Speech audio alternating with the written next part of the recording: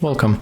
If you want to connect Bluetooth device to your ULEFONE Note 7P, at the first you have to open notification bar, then click on the Bluetooth icon, click and hold it to open the Bluetooth settings, and then do the same on the second device that you want to connect. Right now click to pair new device on your Note 7P.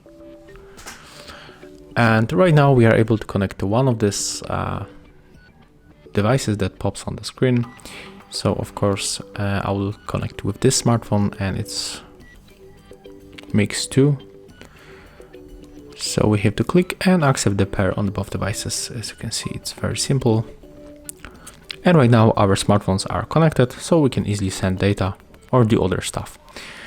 That's how it looks. Thank you guys for watching. Leave thumbs ups, comments and subscribe to our channel.